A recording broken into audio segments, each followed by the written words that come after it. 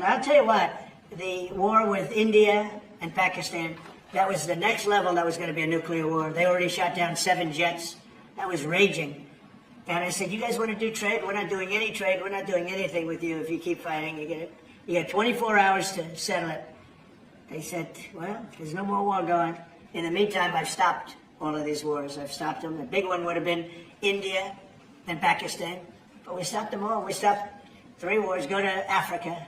They like to say, oh, you know, I love black people. And I did great with the vote with the black people. But they say he's a racist, he's a racist. I said, really?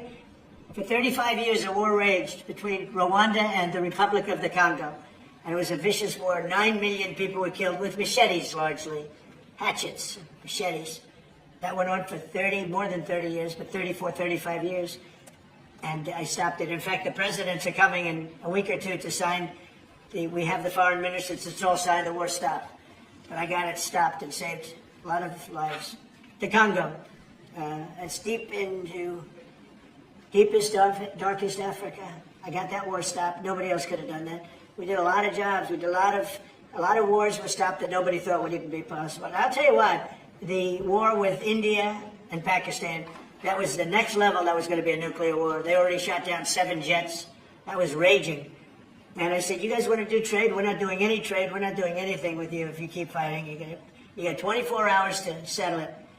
They said, well, there's no more war going. And I used that on numerous occasions. Trade, I used I used whatever you had to use. But we got 7 of them stopped. And the one I thought would be easiest, frankly, was going to be Russia and Ukraine. But that turns out to be some big personality conflicts. It's one of those things. But we're going to get that stopped eventually. We're going to get that stopped too. 7,000 soldiers died last week. Think of that, 7,000. I usually say 5,000, but 7,221 soldiers died last week in the fight between Ukraine and Russia. And they're not our soldiers, but they're souls. They're living souls, and they leave their homes, and they wave to their parents, and their parents are so proud as they leave in a beautiful uniform, and a week later they get their head blown off by a drone. New form of military. It's a whole new form of fighting. So I would just like to thank the people that are behind me. Thank you very much. You've done a fantastic job. I appreciate it very much. We're doing a real job, and I'm so proud of D.C. I passed it 2 days ago, and all the garbage is off the streets. It's terrible.